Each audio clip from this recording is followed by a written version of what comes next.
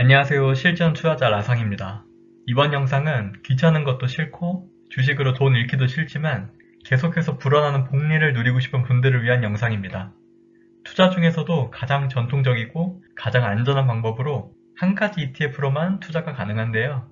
그 방법은 바로 60-40 전략으로 주식의 60%, 채권의 40%를 투자하는 방법입니다. 전통적으로 사람들은 자산 배분을 할 때 주식과 채권으로만 자산 배분을 많이 해왔는데요. 표에서 보시는 것과 같이 주식의 비중이 높아질수록 수익률이 높아지는 데 반면 연 최악의 손실률은 그만큼 커지게 됩니다. 그래서 가장 덜 잃으면서 그래도 자산을 불리는 방법으로 60-40 전략을 채택해 전통적인 자산 배분 방법으로 자리를 잡았습니다. 또 비율별로의 리스크와 리턴, 즉 수익률을 보시면 주식과 채권의 비율이 28대 72부터 주식 100%까지는 주식이 많아질수록 리스크가 높아지는 데 반면 수익률도 높아지는 것을 보실 수 있고 28대 72부터 채권 100%까지는 오히려 채권이 많아질수록 리스크가 올라가는 것을 보실 수 있습니다. 데이터적으로는 28대 72가 가장 위험성이 낮지만 어느 정도의 수익성을 위해서 60-40 전략이 가장 전통적인 자산 배분 방법으로 자리 잡게 되었습니다. 그 다음은 60-40 전략이 과연 과거에는 어떤 퍼포먼스를 보여주는지 백테스팅을 해보려고 합니다. 우선 가져온 전략은 총 3가지로 우선 첫 번째는 60-40 전략입니다. 구성 종목은 전체 주식에 투자하는 VTSMX의 60%, 전체 채권에 투자하는 VBMFX의 40%를 투자하고 연에 1회 리밸런싱을 하고 추가 자본금 투자는 없습니다. 그리고 이와 비교하기 위해서 스파이와 QQQ에 각 100%씩 투자하는 두 전략을 가져왔고 두 전략 모두 리밸런싱과 추가 자본금 투자는 없습니다. 그 다음 백테스팅을 진행해 봤는데요. 백테스팅 기간은 2000년부터 2022년까지이고 포트폴리오 1은 60-40 전략, 포트폴리오 2는 스파 ETF, 포트폴리오 3은 QQQ ETF입니다. 먼저 2000년에 $10,000를 투자했다고 가정해봤을 때 60-40 전략은 41,982달러를 2022년에 받게 되고 스파 ETF는 46,027달러, QQQ ETF는 45,877달러입니다. 이를 연평균 수익률로 계산을 해보면 60-40 전략이 6.71%, 스파 ETF가 7.16%, QQQ ETF가 7.14%로 스파 ETF가 가장 우수한 것을 알 수 있습니다.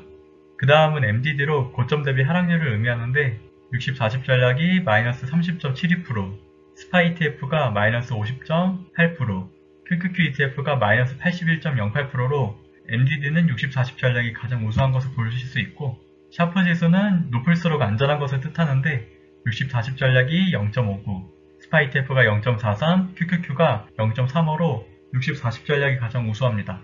마지막 소르티너 지수는 높을수록 시장 대비해서 초과 수익률을 얻게 되는 것을 의미하는데 60-40 전략은 0.87, 스파 ETF는 0.63, QQQ ETF는 0.49를 기록하면서 소르티너 지수 역시 60-40 전략이 가장 우수한 것을 아실 수 있습니다.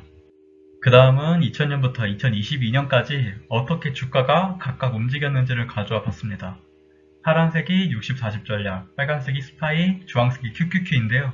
우선 초기 2000년부터 2019년까지를 보시면 완전하게 60-40 전략이 다른 두 시장 지수보다 좋았던 것을 알 수 있습니다. 사실 이런 결과가 나올 수 있었던 것은 닷컴 버블의 하락을 스파이와 QQQ가 2000년부터 심하게 맞으면서 주가가 빠르게 회복하지 못했기 때문입니다. 그 다음은 2020년부터 2022년까지를 보시면 코로나 전후로 주가가 많이 오르기 시작하면서 확실히 저점을 찍은 만큼 더 빠르게 스파이나 QQQ의 주가가 올라온 것으로 알 수 있습니다. 주식의 가격이 좋아지기 시작하면서 60-40 전략의 수익률이 상대적으로는 별로였지만 그래도 우상향하고 있는 것을 알 수 있습니다. 백테스팅 시작을 2000년이 아닌 다른 연도로 했으면 스파이나 QQQ가 더 좋은 퍼포먼스를 보여줄 수 있었겠지만 여기서 제가 말씀드리고 싶은 것은 확실히 60-40 전략이 하락장에서 강력하다는 것인데요. 상승장에서는 지수만큼을 따라갈 수는 없지만 빠질 때는 가장 덜 빠지는 모습을 보여줍니다. 그 다음은 연도별 수익률 그래프인데 2000년부터 2022년까지 총 23번 중 6번이 하락, 17번이 상승한 것을 알 수 있습니다.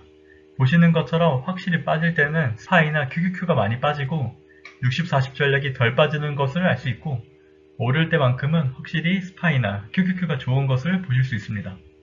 그 다음은 MDD로 최대 하락률을 기록한 표인데 시기적으로 많이 하락했던 두 구간을 꼽아봤습니다. 첫 번째는 2002년 9월 30일로 60-40 전략이 마이너스 21.68%, 스파이가 마이너스 44.71%, QQQ가 마이너스 81.08%를 기록했습니다.